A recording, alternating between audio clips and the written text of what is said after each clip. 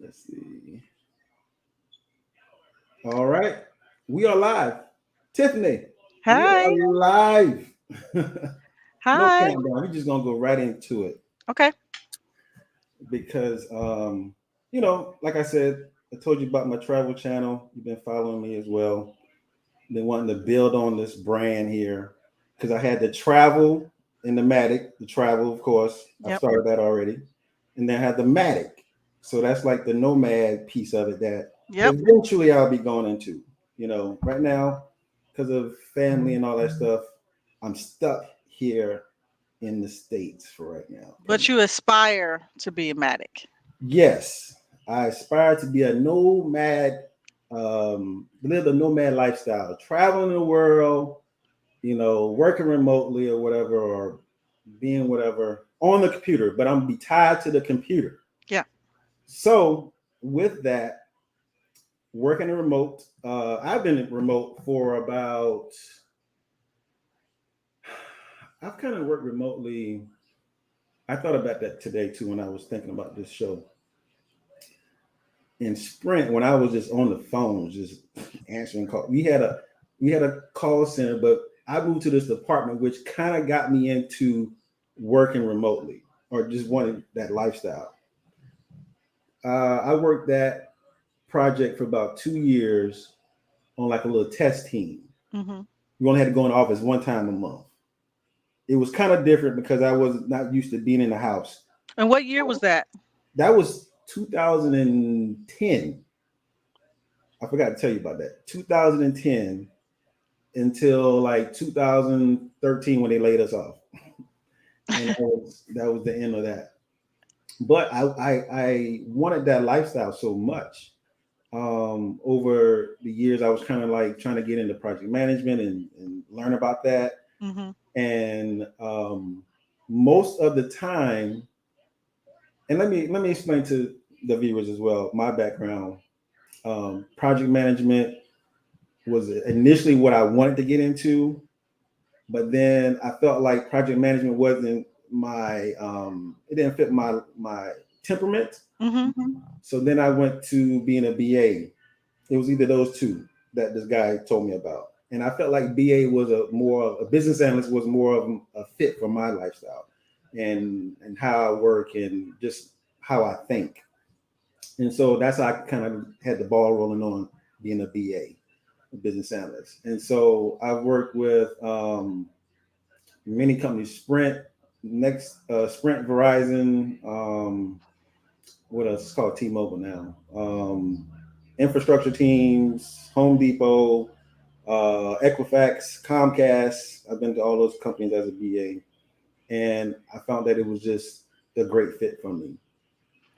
Now, Tiffany, I want to Yeah. introduce you since I've been running my mouth. You can give the viewers your background, what you're into, what made you get into project management, working remotely.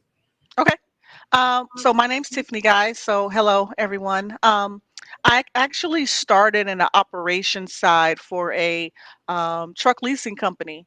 So it's a lot of sales. Most of the people that I work for, my customers, were actually FedEx independent contractors. So I don't know if some of you know that FedEx has corporate employees that are actual employees of FedEx, and then they also have those who are independent contractors who contract and lease their own trucks to be able to deliver for FedEx, whether it be a box truck or a big rig.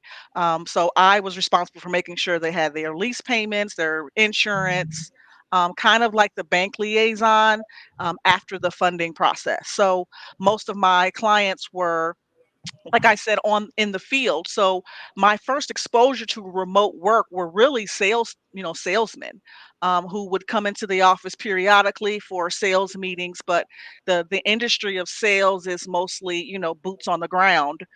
So there's very rarely a need to come into the office.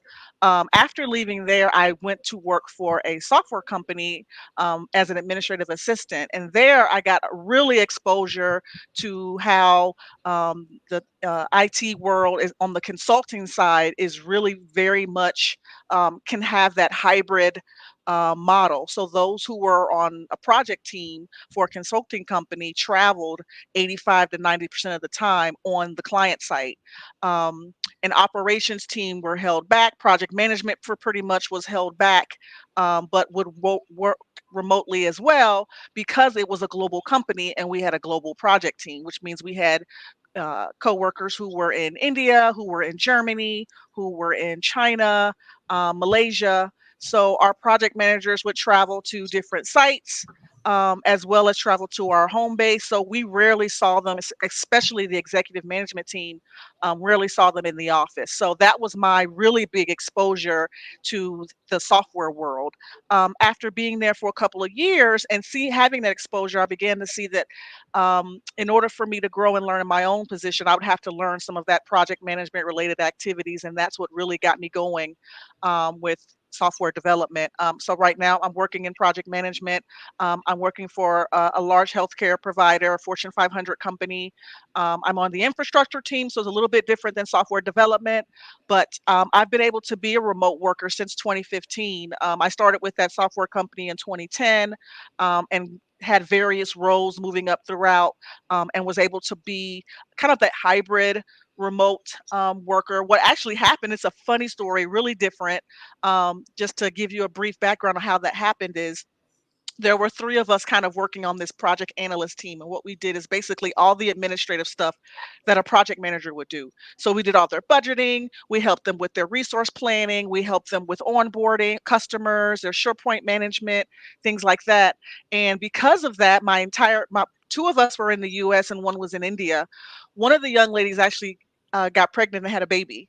And when she came back, we were a small team, and she kind of basically said, I'm not coming back in the office. I want to be at home with my child and I want to still be able to work, but I'm going down to part time.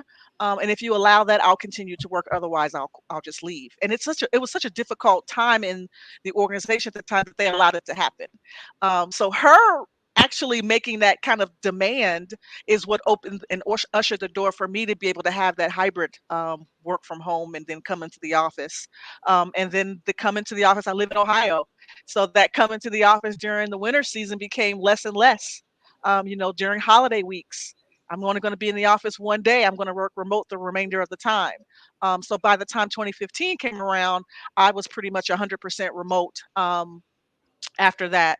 In 2017, I did leave that company after 8 years and pursued strictly remote work. So 2017, I started with a company in Atlanta that was 100% remote. I never had to go to the client site unless it was for some kind of training, or the client wanted a quarterly meeting. Then I would travel there for that, but it was very rare. And then now, I'm 100% remote for the company that I work for now. I put on my resume that I'm 100% remote. I don't pursue any opportunities that will, wants me to come into the office. I'm not interested in doing that. Like you, I have aspirations to be able, to travel. And being remote since 2015, I've actually had opportunities to pursue some of my personal passions and travel and work at the same time. So I would like to Right. continue to kind of have, at this stage of my career, in this stage of my life, I'd like to be able to have that flexibility, and that balance in what I'm doing. It just makes me happier as a worker to be able to work from where I feel the most supported, where I can deliver the best, without the distractions, and be a happy person in general. Right, right, right. Very, very good. Some stuff I didn't even know about you with all the Fed. I didn't know you was working with FedEx. So it wasn't necessarily working with FedEx, it was working with a truck leasing company. And what Okay, that truck leasing company did was lease the trucks that FedEx drivers would then lease. okay, So we handled everything for them, so they didn't have to go through FedEx except to be considered a contractor. So gotcha. kind of like a trucking independent contracting subcontracting Hmm. company, but we Hmm. just help them with their leases, their insurance, getting everything in order. We also help them with their maintenance contracts. So yeah, did that for about 5 years. I've heard some guys talk about working remotely too with trucking. It's funny you brought that up. Yeah, Um, somebody I dated like remote work and the was a truck. dispatcher, I Yeah, think. I actually did that part time too. See that? And More I, so. I'm a person of many hats. Yeah, the brokers Yeah, work the remote. brokers. Yeah, the brokers work remote. And I mean, you don't have to. All you need is a telephone and a computer to be able to move loads from one place to the other. You don't necessarily need to be in the office. And I'm be honest with you, COVID kind of exposed that you don't necessarily, as long as you have Wi-Fi and a laptop and a telephone, you can communicate with your entire team anytime, any place, whenever needed. Right, right. That reminds me. I need to probably talk to one of my travel buddies about that, about getting him on. He mentioned something about being a dispatcher and creating a dispatcher business, but I stay in my IT lane and I forget about other They little. make a lot of money. It's a hustle, though. It's very Yeah, much a hustle. But I've there's a heard. lot of money to be made. You get a percentage of whatever load is, you get somebody on. It's all about credibility. And those truck drivers are, you have to build up a rapport and a trust with them that, if there's an issue, and there will be issues that arise, it could be something as small as they're there to make their drop, and there's nobody there. And they can't Mhm, get in the gate at 2:30 in the morning. Um, mhm, and making sure they're not going over their hours, and maintenance issues that come and go, making sure they have gas cards and stuff like that. So I mean, it's a lot. It's a 24-hour job, which is why being working in a broker's office, you had more than one broker in a 24-hour shift. They were never closed. So it's a difficult thing on that end, but I mean, if he's dedicated to building a rapport and relationship with those drivers, then you pick a few that are going to be reliable and dependable, and you get them steady, good paying routes. It could be very lucrative for them. mm. Yes, I've heard. I've heard. I just don't know the industry like that, but I have heard that. Um, Good stuff. Good stuff there. What I do get questioned a lot about you know, remote work, and some people don't understand what remote work is. They have a certain perception of what remote work is. And for this broadcast, I was trying to find like a good, clean definition, so everybody can kind of understand, get a good visual of it. So let's share this here. Good little definition I found here of remote work. And it says remote work is a working style that allows professionals to work outside of a traditional office environment, Mm. based on the concept that work does not need to be done in the specific place to be executed successfully. You're going to table that one. You're going to table that one. Think of it this way: instead of commuting to an office each day to work from a designated desk, remote employees can execute their projects and surpass their goals wherever they please. Let's table that too. People have the flexibility to design their days so that their professional and personal lives can be experienced to their fullest potential and coexist peacefully. You have to table that part too. Yes. Yeah. Um, so back here. So yes. Um, let's first say we're not going back in the office.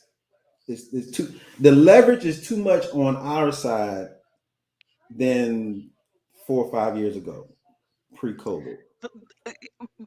Then 2 years ago, Well, yeah, 2 years pre-COVID. ago. Yes, I two. think I think the misconception has always been that you have to be in one place altogether in order to be productive.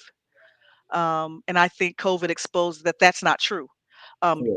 are you productive when you are together? You can be, but the idea that when you're not together, that you're somehow less productive. Oh, that's been completely shattered. Any company that uses that as an excuse now, you're basically telling people who've now lived the experience of being productive and not being in the same space, that what they experienced didn't happen, because it's Right, not right, true. right. Because I think I was telling you about the article of the day. I was this guy was arguing about why people should go back into the office, Yeah. And I think we kind of debated this back. I could argue pro and for, but there's it all depends on your audience. As an employee, To me, it depends on your motives. What is your pull aside what you think is productive, okay? Because we've been, like I said, we're 18, 19, 20 months into COVID. And so those who've been working from home, you pull that aside and say you've still been productive. What's the reason? What's the real reason you want me there? Because if you want me there so you can have additional oversight, be honest about that. That's the reason why. It's because you're paying for a very expensive building that you can't leave empty. Okay, that makes sense. But to tell me that I'm less productive when I'm at home or wherever I am versus being in the office, that I'm not going to accept that as a reason anymore. right? That has been exposed. That definitely has been exposed. Um, I think it's more control over anything. Hmm. Um, Also to chime in on the balance, the work life balance, it does give you a lot of work life balance if that's what you choose. If you got a family, or in myself, if you want to be able to travel more, or whatever, if you want to work on a side business, you can do. It's so much flexibility in working from home, but I I think the bosses, the VPs, the directors, they are wanting to have their own thing. They want to have you right there, oversight, look over you all the time, control you. It's about control, control, control.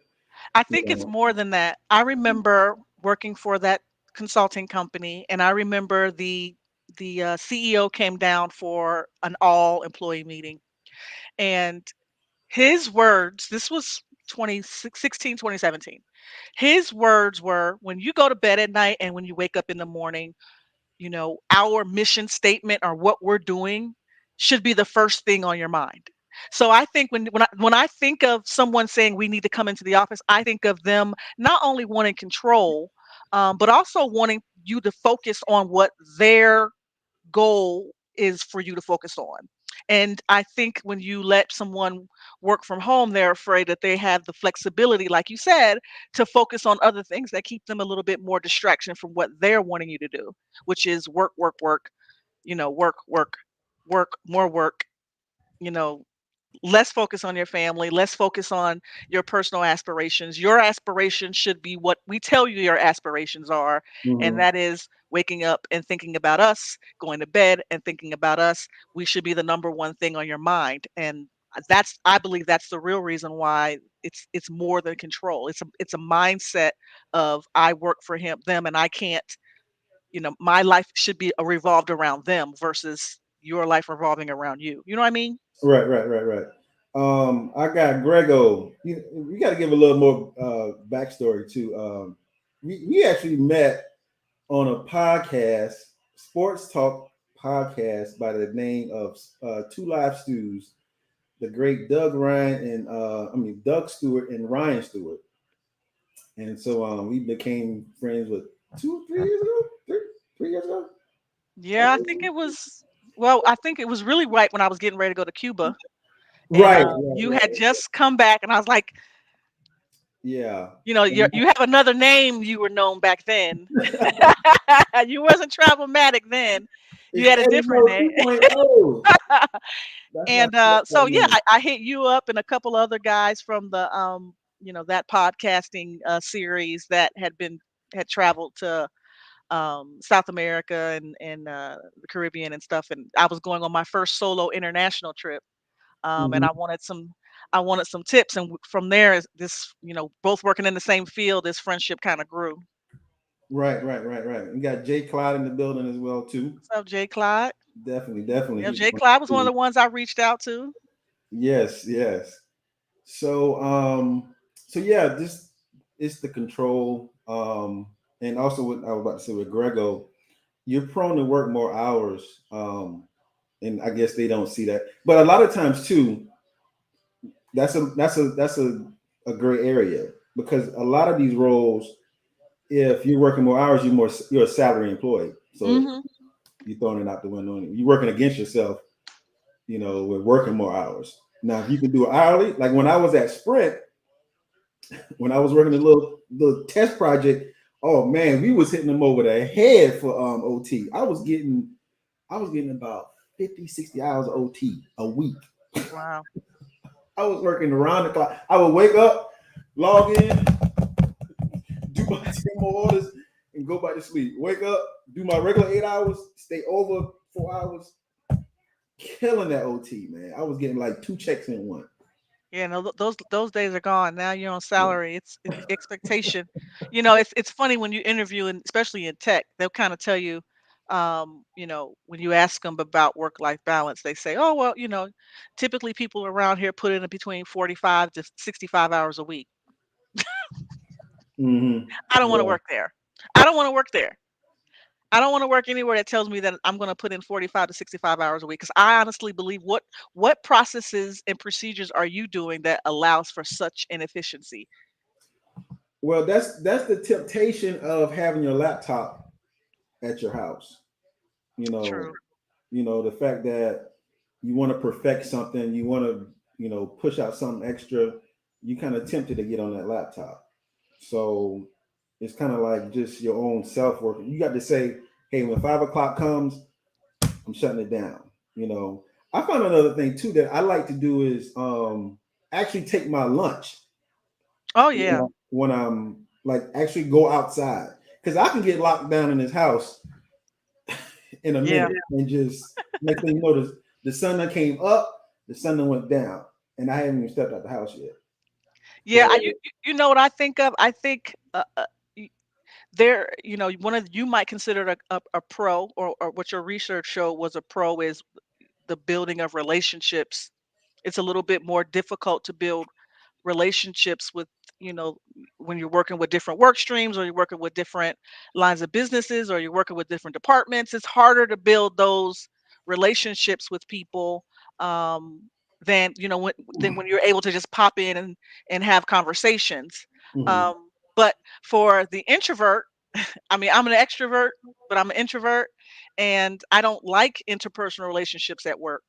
So I like the fact that I get to set my boundaries in instant messages on Teams or Skype versus someone constantly at my desk and kind of forcing an interpersonal relationship with me, in person. So I mean, mhm. I do admit though it's more difficult to uh, build those relationships, and some of those relationships are important.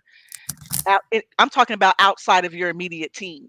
Um, those who you have to collaborate with. Right now I'm on a, Mhm. a, a large enterprise project, um, and it's more difficult for us to connect, and build that rapport that you need. Because when you're in a bind and you kind of need somebody to get something done, and they're Mhm. outside of your team, when you've had built that relationship in the office, you can kind of pop in and say, "Hey, listen, this is what's going on. What can you do to help?" It's a little bit more difficult electronically. Yes, and that's how I was mentioning to you a couple of conversations ago about I can see the other side of the coin because of me being a BA. I have to build rapport with my people to gather requirements. That's one of the main things that a business analyst does is gather requirements, and it's very hard to do that over the laptop, over the screen. When they have their screen off, or if they have their screen on, and he's like the whole conversation. I have this system that we're gonna pull up. We're gonna be able to cut this off, and he just and I'm Or like, the, or the this is baby in the background, or now the dog this barking. is your VP. This is Yeah. your VP, like, and you like, how high can I go up over him?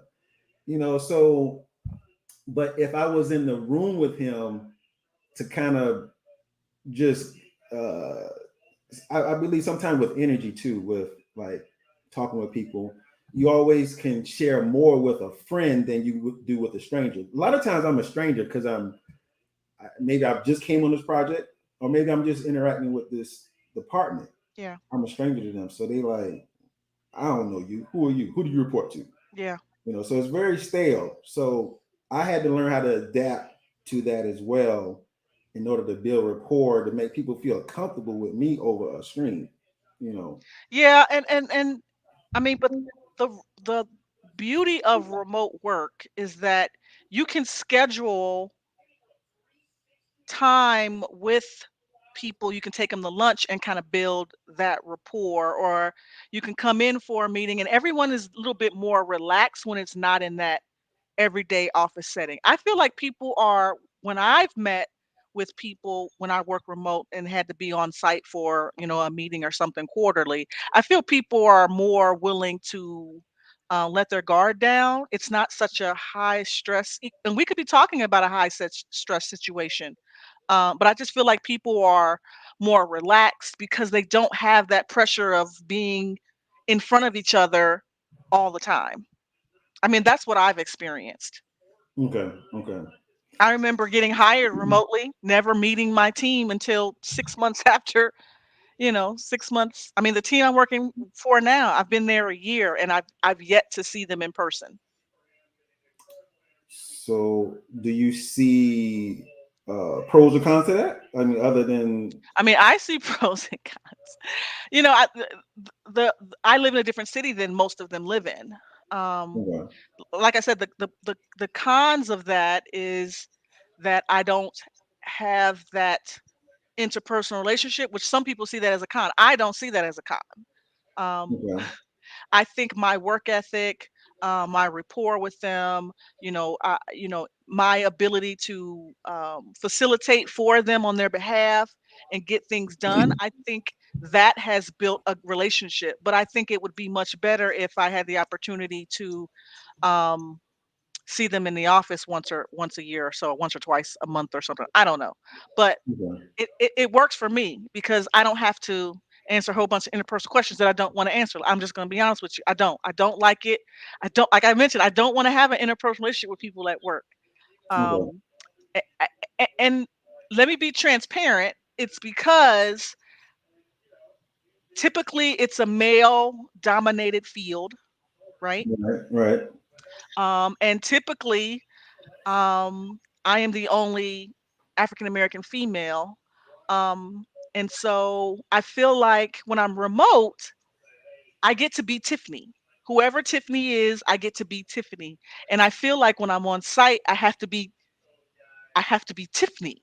You know what I mean? Like you gotta do your song and dance. exactly. And it's I'm such a much more productive worker when I don't have to pretend. And I know people will say, well, you don't have to pretend. If you've worked in corporate America long enough, you understand that there is a song and dance, there is a methodology to how you present yourself on a daily basis that you have to maintain. And I don't have to do that when I work remote. I can be who I am, 100% of the time. And I don't have that extra layer of stress. So, I mean, again, I do recognize there are some cons, but I don't see them as cons for me. I see that my output of me being a happier person, me being a more willing to help person, me being more of a facilitator, um, you know, showing people rather than telling people what I'm capable of has, my director loves me. They call me a rock star. I don't really think I'm a rock star. I just think that I'm a happier person, and that is what they're seeing when it comes to my output. That's what they're seeing when it comes to communicating with me. That's what they're seeing when it comes to interacting with me and working for them. So I think that is what they're experiencing, and I'm not sure they would get that if I was in the office every day. Okay, okay. And see that this is all a good segue into my next topic of um, what are skills that's needed to be successful in working remotely, because you expressed about being able to communicate and converse with other people, and those are definitely some great soft skills. And I saw this article, if I can share it here.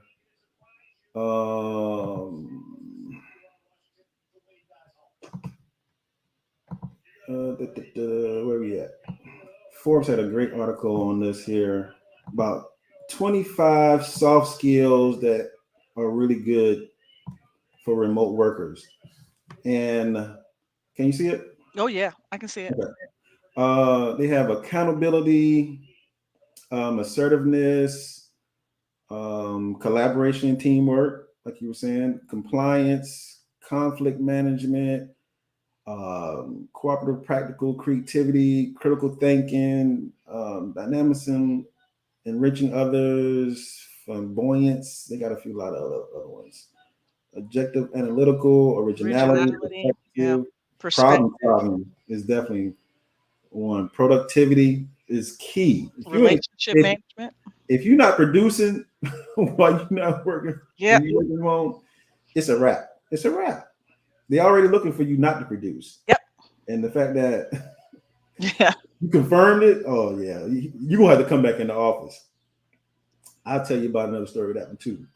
Relationship management, relationship, self-assessment, service orientation, social awareness. yeah. And I just talked about that. I talked about being service oriented, and letting them know that I'm there to help them. And we just talked about production and producing. So I think those things are helping with the relationship management aspect of being a remote worker. Right, right, right. Um, and I go back to the productivity again also. A place, well, it's T-Mobile now. Some of the people still there, um, working in the same capacity as I was years ago.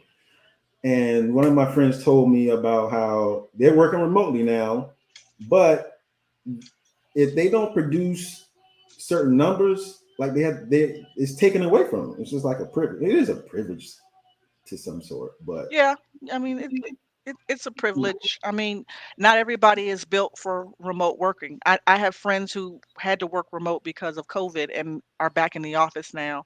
And they admitted to me more than one time that they hated it. They absolutely hated working from home. And a lot of them were people who are used to that social aspect, mm-hmm. that we talked about, when it comes to they build interpersonal relationships that makes their day easier for them is to have those Are we relationships. now, Tiffany? Are we gonna keep it real on here now? Are we gonna keep it real? We got to keep it. They want to get back to their work wife and their work husband. That's what it is. I don't know anything about that. I've never They want experienced to work. I get. don't, like I said, I don't build interpersonal relationships, and therefore I don't have work husbands, or work wife. I don't have any of that, but I see a lot of that. I see I see a lot of that. It's a lot of sad guys at home because they don't have their work wife with them no more. They got to go home to their real wife. Oh Lord, Telling you, man. help them. No, no. I mean, some people need that break in between. You know, some people like it's. For myself, it took me discipline sometimes because I know I'll get busy. I'll be in there grilling on my grill outside or something, and I got an Well, hour I meeting at think work. Grego kind of touched on it in his comment when he said you work more. So you got to know when to set those boundaries when you, and so everybody doesn't have that ability to set those boundaries for themselves when they work from home or work remote. They rather Mhm. be in the office where they report in at one time and leave at one time so that wherever they leave, because we get stressed at work, right? We have problems with people at work, and when you work remote, it's harder to cut that off because it's on your head and you're in the same environment where that argument or that disagreement or that issue may have occurred. Where at work, you can leave the office and leave it there and pick it back up when you walk in the next day. And Mhm. some people need that structure. Right, right. I think with that, as you mentioned that that's something that you have to take in consideration when working remote. Like you have to know, are you built for this? Are you built to just be in your house all day, every day? Sometimes, like I said, I had to take a break and like around 12 or 1 o'clock, I had to just go out somewhere and walk around, and come back within an hour or so and then jump back on. Sometimes I run to the gym at like 12, 1 o'clock in the afternoon. Um, or if I stay the whole day, oh, that go major. He's like, I want to be in the live stream too. No, he's gonna bug me until he eats Oh, he's hungry. or has to pee. Oh, okay. The Uh, beauties of working from home, even on podcasting. you got it's you got yes, those yes. that's Oh, those that made me think about the kids. I, this one, Go ahead, tell that story. you know I'm about to talk about the Equifax one, man. Oh man, this Scrum Master had this kid that would come on the live every morning and say, "Hey, Bill. Hey, Adrian." Like what? Hey, Natalie. like, it's somebody, man, take your child and get it. I'm like, man, the kid will break up every scrum call in the morning every day. And then like she would say, not right now. And the baby say, now. I said, oh my God. Are you give me 1 minute. Give me 1 minute, team. She put us on pause and go and handle the kid. I'm like, y'all been letting this go for man, come on, man. This is My not professional. my girlfriend works for a large insurance company, and she's on the call with all these executives. It's kind of one of those all executive meetings where the CEO and the CFO, they're all on the Zoom call. And the CEO's talking. Everybody's on mute except this one guy. Not only is he not on mute, but he doesn't know that his camera is on. Everybody's camera's off. Oh, you ain't telling me about this. And he's in his underwear, his tidy whitey underwear, dancing and singing on the call. Yes, had no clue he was on. So people are like calling him, they're texting him, they're sending him messages on the computer. This is a recorded line. They're recording this meeting, and he's singing and dancing in underwear in front of the entire organization Wow. while the CEO is talking. Wow. Yeah, I mean, I've heard girls. This lady actually that worked with me in another project. I heard the left turn signal on, the right turn signal. heard a horn honk. I'm like, man, come on, man. You in the car rolling on the meter, man. Like, yeah, Man, like, man, triple check. Check it once, wow. double check, triple check. How many every times you gotta You check? gotta You take that, always check that mute button and hit make sure that that mute mute button. button is off. It's I don't better know to how many times I've heard people like, I don't know why we having this meeting. It's just a waste of my time.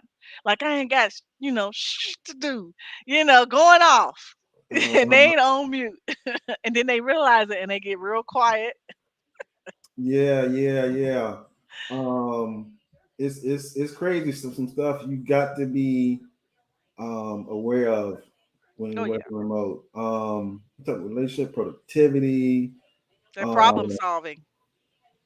oh yeah, the problem solving. Yeah. Um, is definitely one. The balanced collaboration, teamwork. To be able to get people locked down, like to if you need to meet with them. I Yeah. think because you have so much time in your hand, that same other person has a lot of time on their hand too. So that's another little difficult part that I know I find myself struggling with. Is like, Yeah, and again, that's that other aspect of being able to pop into somebody's office in between meetings and have a quick mhm, conversation. Instead of putting something on somebody's calendar, calendar. Yeah, working in the office, you were able to just stop by Bill's office and ask him a quick question that might give some clarity to your team, um, or you know have sit down at lunchtime and discuss something for 15, 20 minutes. Rather than putting a formal meeting on the calendar. Now you have to put a formal meeting on the calendar, and everybody's calendar is crazy right now, right? So getting that 15, 20, 30-minute meeting is now, you needed the answer on Wednesday, and here it is Monday, but you can't get a meeting scheduled till Friday at 4:30. Who wants to meet at Friday at 4:30? So yeah, I mean, that's a challenge that you have to kind of work around with in the collaboration and teamwork part when you're remote working, versus on site. But I mean, it's again building those relationships with those people and finding that time to be able to to collaborate and meet with each other. right. Jay Kyle brings up a great comment as well too. I don't think I'm going to be able to go into the office again after this working remote. And I think that's a lot of people. Man, we ain't going back into the office, man. Well, and let's be clear. For those who don't know, Jay Clyde's a little bit different. He's kind of like you and I, in which we take the opportunity that we travel a whole lot as remote workers. So we're not just sitting at home working from home. We're actually able, when we can, able to travel, domestically or internationally. And it's going to be hard to go back to, you know, a stationary in the office at this time, out of the office at this time, lifestyle. It's going to be difficult to do that because we're able to work from, you know, Costa Rica, or we're able to work from Brazil, or we're able to work from the beach, or beside the pool, or wherever. It's going to be difficult for us to go back into the office because we've Right. made travel part of our work lifestyle. Right. That's you had me thinking about something else too that I wanted to circle back around to when you said working, here, US, California, Indianapolis, Cincinnati, or we go remotely. Now, what's the difference between work from home or remote working? Is there a difference? Oh yeah, there's a huge difference. So work from home is basically saying you're allowed to work from your residence. So we need to know where your residence is, so that you can work from there only. It Right. doesn't give you much flexibility, on where you work from. Right. um, Remote work basically says wherever you're able to remotely get in, you're able to work. So most companies, there are some, confidentiality and some, security type, things they may need to know if you're going internationally, because I mean we're talking about, depending on your field. um, but I think work from home has kind of always been a possibility for, like I mentioned earlier, industries like sales, because there's not necessarily a need to come into the office. You're working from home because you're actually, working out in the field. Um, where it's not necessarily, or you're remote working because your field is a large territory. Maybe Mhm. you have a region that you have to travel to, so it doesn't make sense for you to come into an office when you're traveling maybe a tri-state area or a regional area, in the sales. So um, I think the difference is where you're able to work is what breaks down the difference between work from home and remote work. You got me thinking about something else good too. You told me about. Remember the consultant role? They said it hmm was it remote? They did say it was remote, right? So the consultant, there's two types of consultants. There's a consultant who is on site, which means they're on their client site 95% of the week. So they're there from Monday to Thursday afternoon, Thursday night. Typically they fly home Thursday night, or home Thursday, Friday, Saturday, and then Hmm. fly out Sunday night or fly out Monday morning to be on site Monday. Then there's also those who are, um, remote from home or wherever, and then they also go to the client site as well. So they kind of have a hybrid with the client, but they're never in the corporate office hardly. Hmm. So I think there's Yeah, two types when it comes to consulting. yeah. I know Cap Gemini kind of tricked me a little bit with that when they came looking for me. And Cap Gemini is a major consulting firm in IT, accounting, um, manufacturing, and so they will say remote, meaning you won't be in their actual Cap Gemini facility, Yeah. but you will be traveling to other sites, and they may call Yes. that remote work. Yep. That's exactly what our model was for the consulting company I work for. I turn my camera off so my dog can go out and use the No, you bathroom. good. So You good. Yeah, that's pretty much what the consulting model is. I interviewed, a couple of months ago for a consulting role. I mean, a role at a consulting company, and that's exactly one of the things they were asking me to do, Right, right.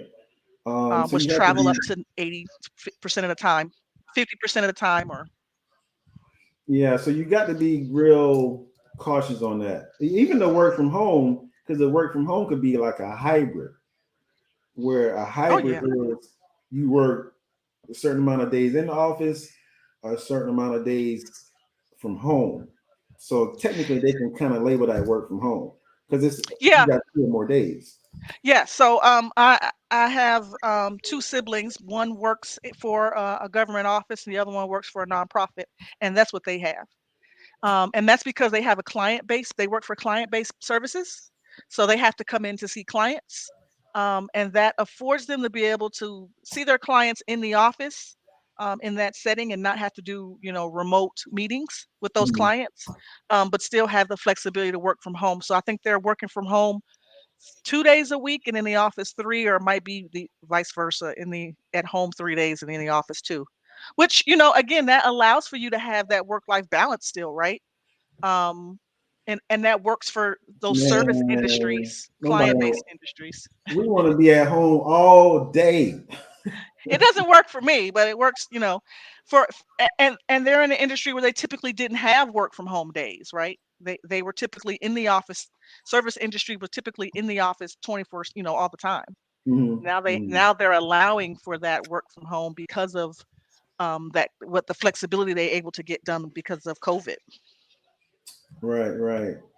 Um, so that actually, talking about the jobs, because I get a lot of people to ask me, do I need a degree? Do I have to be in IT? Uh, just very like, how do I get into it? And so that's Yeah. why I wanted to kind of talk about this on my little first live stream here, because I know I've helped a good bit of people with just they just didn't know how to get over the hump, and it's like, okay, I see that they have this strong suits, because that's kind of like how I was taught. Um, Coming from call center, I was on the phones making $15 an hour. And but a lot of these systems that you work in or you work in daily, just you touch, you can turn them into like an IT relatable job or contract or working in projects. But it all depends if you just have that aptitude to kind of absorb all that, and just it's all about, you don't have to master anything. You just know a little bit of this, a little bit of that, and put the work in. If you put the work into it, you can get it a nice high paying job working remotely. Yeah, Uh, well, and I gave a little overview of how I got into remote work and how I got into IT, right?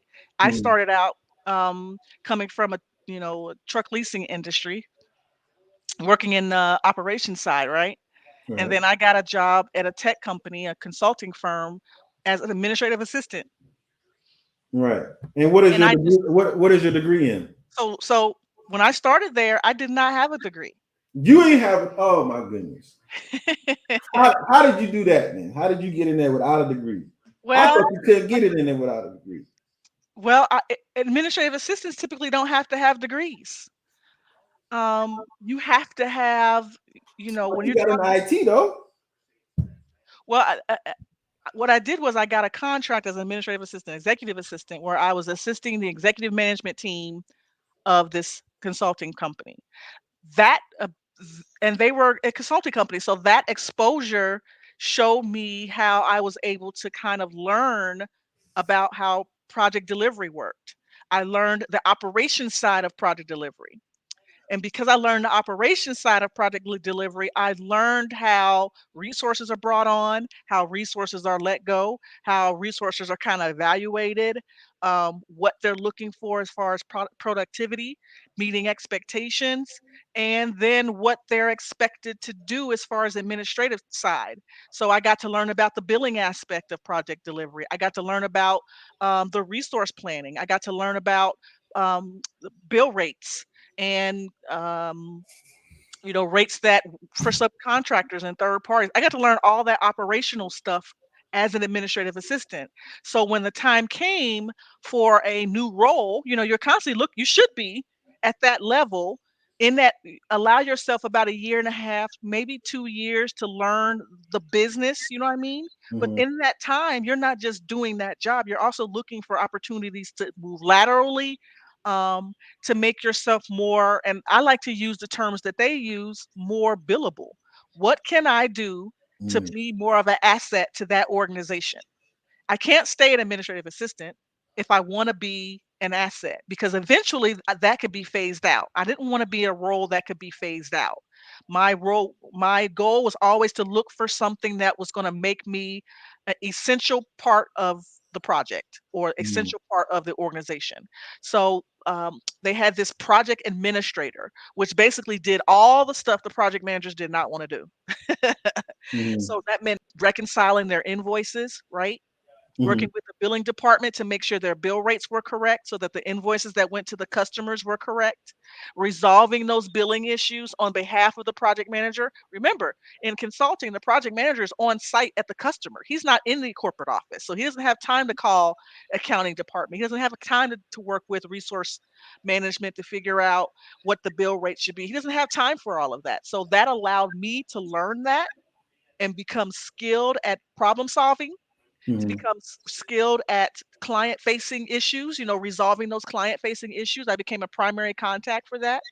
And building that trust with the project teams, with all project teams, all project managers, all working styles, all over the globe. So because I was able to do that, it allowed me to keep continually to gather more roles and responsibilities within that organization without a degree. Now, let me just say this: I interviewed for 3 different management positions within that organization. Mhm. All 3 times I was picked someone that was picked over me because I did not have a degree. I kept hearing, "If only you had your degree." So, that was a realization for me that there was a ceiling within that organization if I wanted to, go any further into a more senior level position in the management realm, that I would need to have my degree. Okay. So that's one of the reasons that propelled me into getting it. But it even then I didn't need it because what happened was after being passed over for the third time, I just decided to interview for a remote company and they didn't require a degree to do what I was going to be doing. And Okay. that's where I learned the agile project management style. They threw me into project management and I just took those skills I had learned throughout all those years, working for a consulting company and applied them to this agile, and they taught me, the agile way of project delivery.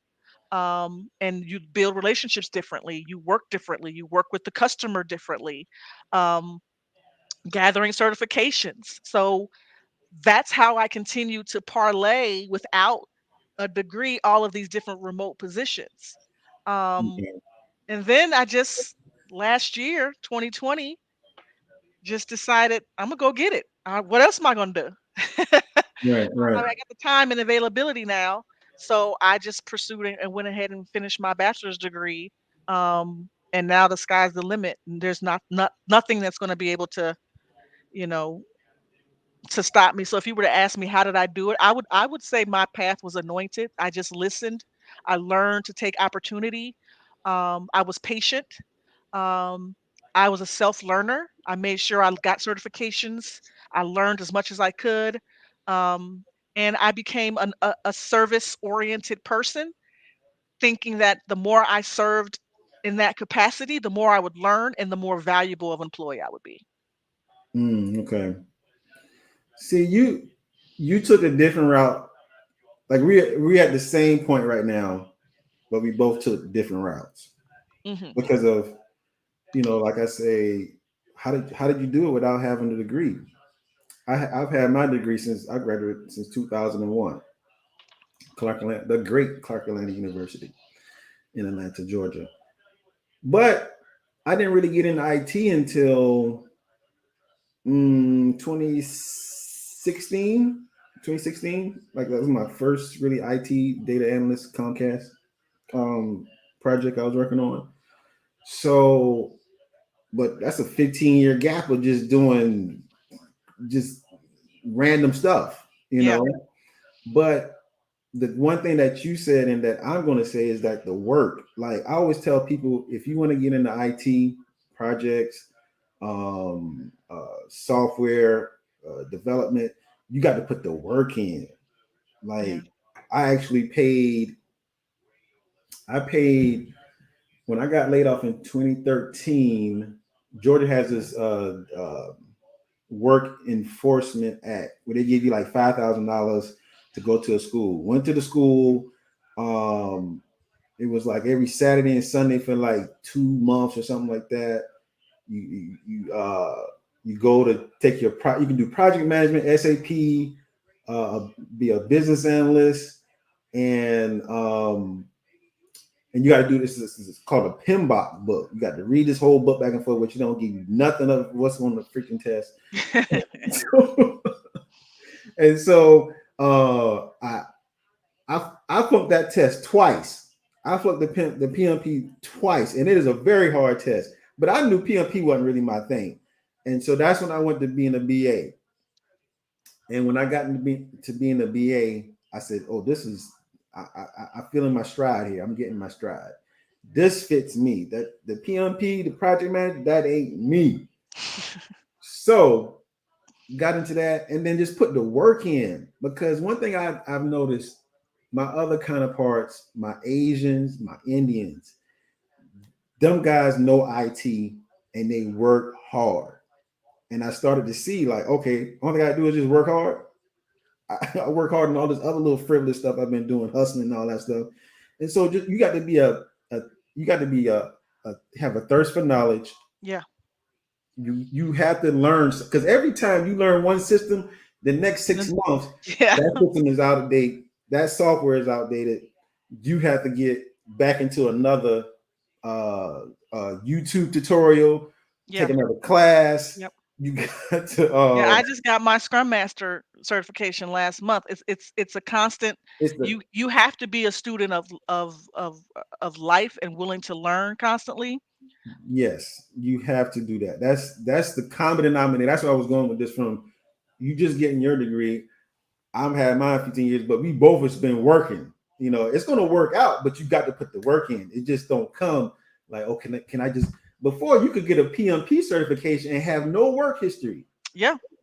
and get a job paying you 90 to $140,000 a year with just I, a PMP certification.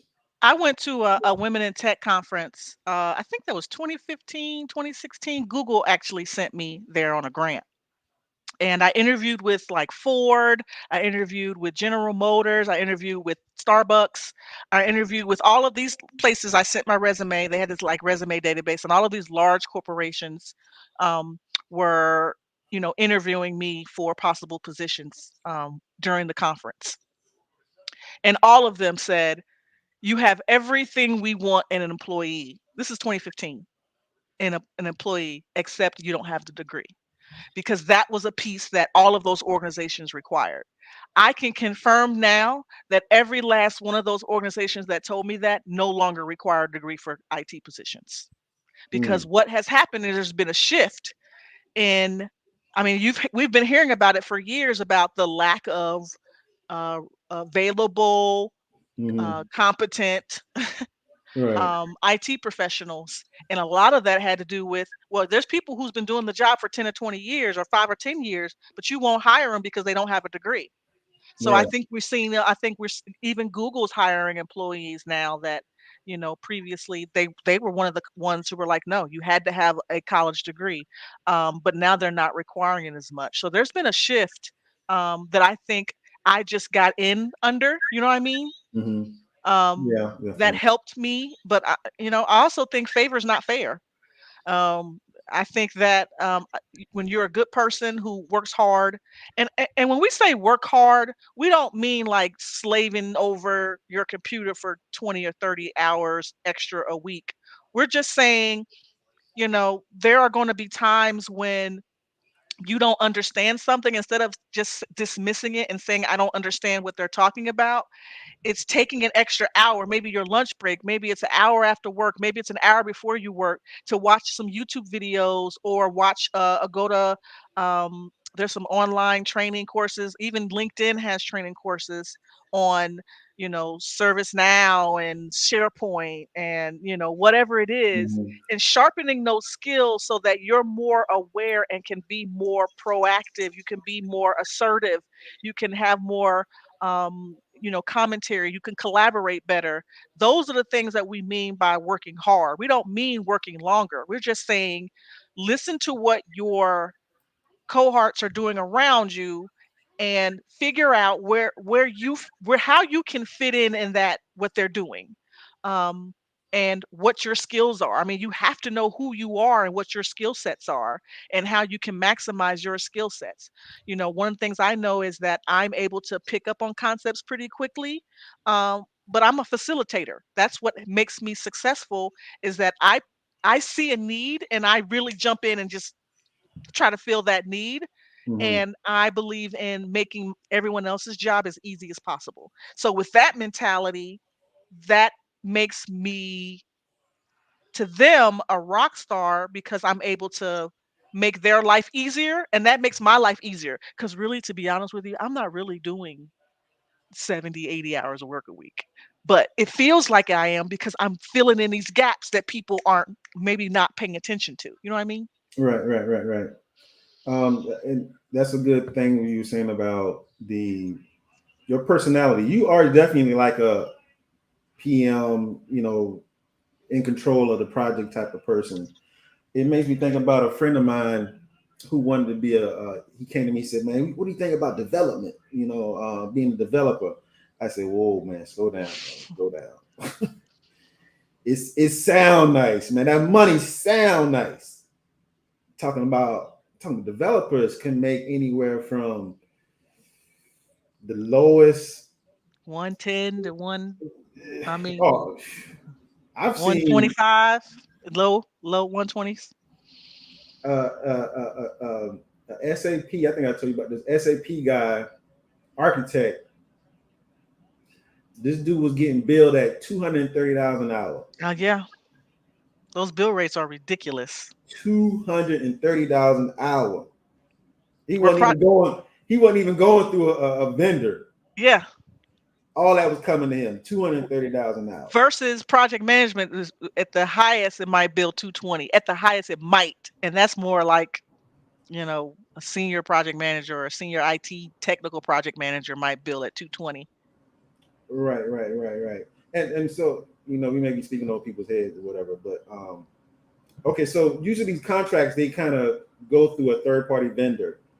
The company bills the third party vendor, and then they go find talent for the hiring manager. That's what she's talking about, the billing number Yeah. with that. So if they bill tech systems to find a candidate 220, they may keep 110 of that and pay that project manager $110 an hour. Yeah. So that's what you mean by billable hours.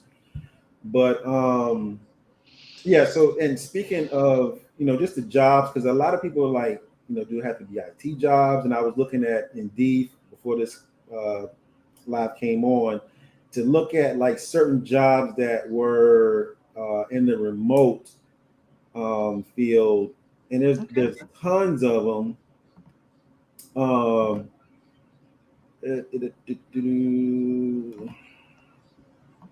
because it's a real easy search if you go into Indeed and just put remote in here. You just put remote period, and let's say And you can do anywhere, I think. Can you type in anywhere? um,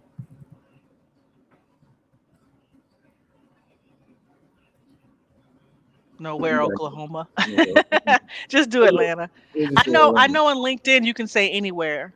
And it's Right, it's right. all over the world. They'll give you remote positions because I've applied for positions in That and that gets a little deeper too when you do anywhere yeah, because of work visas and all that stuff too. yeah, So, but when we speaking on this live here in remote, we're talking about just like remote in the U.S. because there's certain nuances in taxes, security that you cross yep. once you're International. yeah, Yep. once you're working for a U.S. company and you travel remotely, and let's say, for example, I heard this crazy story the other day.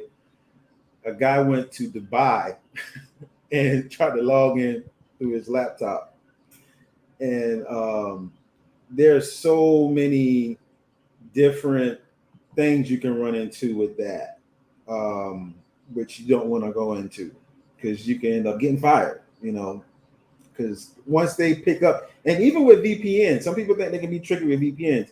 Sometimes the VPN can fall and you can get exposed as well too. So there's all kind of things on that. So Yeah. but we'll talk about that on another live. But just right off the rip, this is what I do right here, senior business systems analyst. That's my wheelhouse right there. So this is, can it go down? Okay. Yeah, so make pretty good money, 70, 80,000 on this one, which that's kind of low, but Yeah, I was gonna say that's if it's full time, that's almost about right, full time. They kind of, you make a lot more money being contract. Um, but yeah, so it's tons of jobs here, especially in Atlanta, mm-hmm. for its IT jobs. They have a lot of real estate, like mortgage. You can do mortgage loans, um, Banking. banking, Mm-hmm. sales. Sales always kind of been like a remote position. Then their Kind of Tableau's paying traveling, 60, yeah. 65 to $70 an hour. Huh? Which one? That Tableau report developer. See, that's low. I was gonna say that's why I was like, dang. Um, well, and that too. A lot of companies are trying to undercut with trying to say, "Oh, yeah, you'll be working from home." Okay, but I still want the same money. Y'all, Yeah, y'all done save all that money on real estate and gas and electric and water. Y'all need to, funnel some of that money back up to us. And yeah. I've seen a lot of that. Um, in the PMO space. They want to. They're doing a lot of what's the term that we used when they want you to be flexible. So they want a project manager, business analyst. Uh, they want a product owner. product owner slash scrum master slash project manager. You know, they want you to be. They say you can work from home, but we need you to do 6 roles at once. Right, That's right, right, kind of the scenarios that when you're contracting, you're finding yourself in, especially in the IT world, but pretty much in any industry.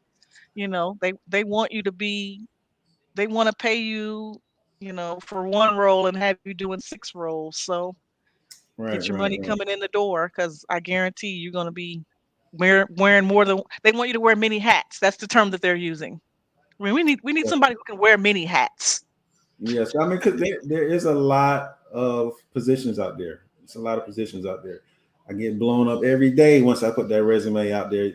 Because you can put your resume on Monster, you can put it on what's it, Career Builder, Indeed, LinkedIn. LinkedIn's a good place if you're looking for tech to get hit up. I mean, I saw a TikTok video that said tech is really like no other industry, because you can literally place your resume out on these sites, and the recruiters will call you. These jobs will call you, versus some other industries where you have to do the hunting. We're in an industry that will try to come find you. Yeah, you still got to do some work, Right, because you don't always get what you're looking for. If you're looking for something specific, then you're going to have to get on those sites and do the work yourself. But um, as far as being contacted and visibility, we're blessed to be in a field that will reach out to you if they have a need that your resume says that you can provide. right, right.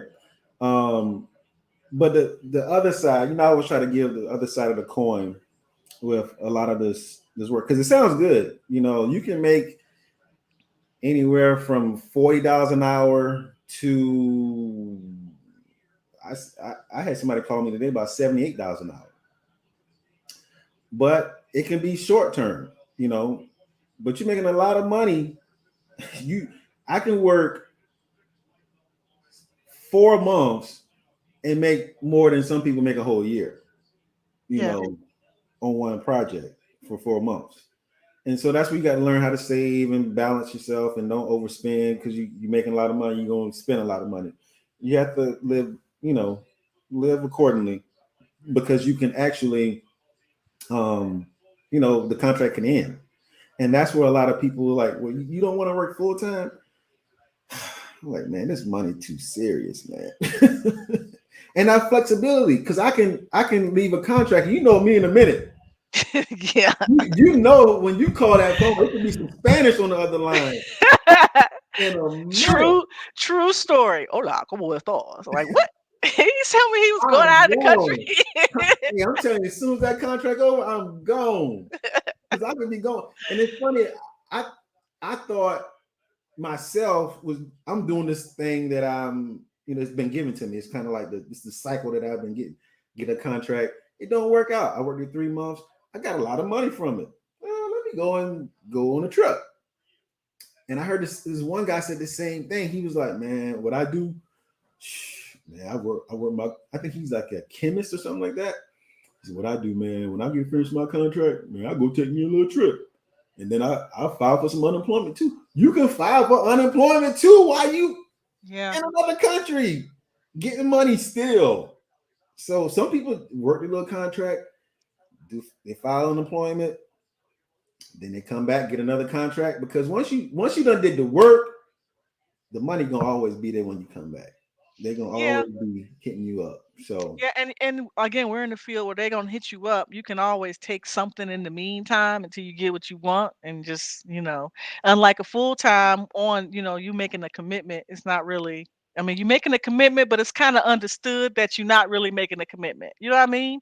So right, right, right. when in a contractor where they kind of ask you, do you have anything else on the table? And you kind of be like, yeah, I got some fires in that, some irons in the fire. Right, right, Still, right, right. and I hate that question. Well, why are you looking to leave? Like, it's a contract. Yes, I feel people who ask that question are kind of like not understanding or It's a not knowing contract. of the industry. It's a contract. Yeah, I'm always looking yeah. for the next contract that's going to be stable. It's But Q4 right now. but I look at it like this too. Full time, of course, they're gonna pay you benefits. They're gonna pay you this contract. You get benefits too. Don't let that Right. disturb you. But when you get on 2 weeks, 2 week vacation, that's all you get, and you're floating holidays. I Yep. can leave off a contract and go somewhere for a month. Yep. You And if know, you're a remote worker, I can bring my laptop so whenever they want me to start, I can start while Yep, I'm yep. still out. Right, right, Because that right, first 6 weeks is onboarding, right? You just right, getting your feet wet. You still learning. So you can take those calls and be done at 2 o'clock and have the rest of your time wherever you're at. right, right. So Just that's why saying. there's a lot of pros with because once you get full time, it's just like get your 2 weeks, get your holidays, and go on about your business. A- and we talked about it a little bit earlier. Like for my situation, the reason why it works for me is because I officiate for USA Track and Field as well. So during track season, I'm actually traveling to, all over the country for different meets. So typically meets, for NCAA might start on Wednesday or Thursday. And, depending on what part of the season that we're in, whether we're in outdoor or indoor or cross country, meets typically happen, I'm in the Southern District. So it typically happen in the evening. So that allows me the ability to remotely work during the day and officiate in the evening. So Mm, I need that flexibility to be a remote worker. Me going in the office is just not something that's going to be able I'm going to have to compromise. And I'm at a stage in my life now where I want to be able to pursue those personal passions of mine, as well as be a good worker and still be a contributor to the workforce. So, I mean, I consider it a win-win situation. And honestly, when I interview with companies, even the company I'm with now, I let them know where my priorities are. My priorities is having that flexibility to pursue my personal passions. I will work mhm, hard for you. I will, I won't. I'll be dependable, reliable, all of those things that you expect. But I'm going to exceed your expectations as a resource and as a worker. Just allow me the ability to do this in my evening time, which has nothing to do with you. mhm, By the mhm. way, just allow me that flexibility to be able to travel and do those things. So I don't want to have to be stationary because of that. I'm like, you know what I told you what I did? What was that Labor Day weekend?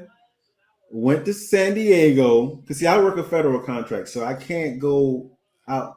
I definitely can't go out of the country, but I can go to San Diego, work in San Diego. I'm working West Coast, East Coast time on the West Coast. Mm-hmm. I get up real early. I had to be at work on that project. Was I had to wake up at like 6, around 6 o'clock. I Mm-hmm. need to be online, Mm-hmm. but around 1 or 2, You done. everything I'm done. I got the rest of the afternoon to head over to Tijuana and cross that border Yep. and come back, and it'd be hurting the next morning because I gotta wake back up Yeah, at you got to get back up at 6 o'clock. 6 o'clock. Listen. I will be doing that next year when I go to Eugene, Oregon during the World Championships. That I Okay. will be working during the day, and unless USA Track and Field or somebody is paying me to be out there full time, then I'll be working remotely during the day and being done early enough to watch the entire rest of the meet or whatever I'm doing out there for the rest of the afternoon Okay. for 2 weeks. I mean, but if it's that's what you want to do, that's what you can make happen. Cool. Cool. Cool. Yeah.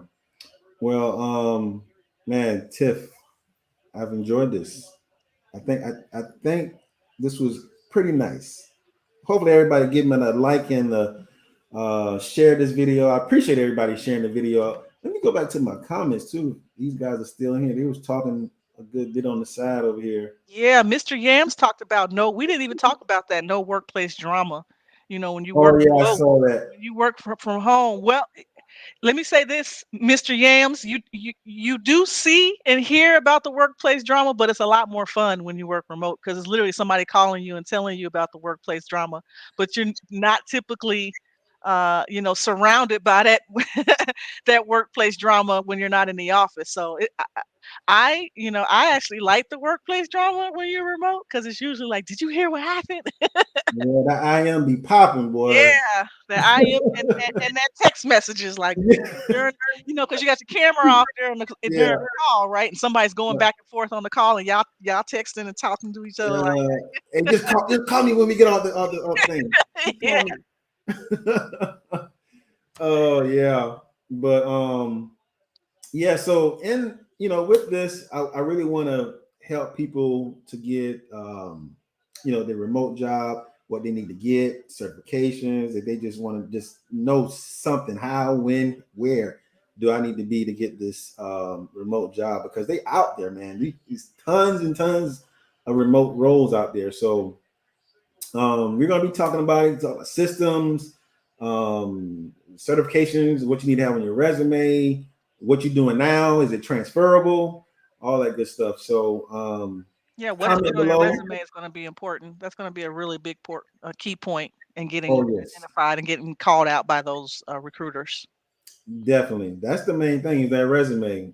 And like I've helped people with their resume, but I'm like, once you get in front of them, it's all on you now. Oh yeah, And I can help you with things that you need to say and things you don't need to say. yeah, And once you get to that point, the resume, knowing the lingo, because people can tell if you know what you're talking about within like the people that are in this industry, especially project management, software, certain systems. They ask you about a certain system, and you say, "Oh, he don't know.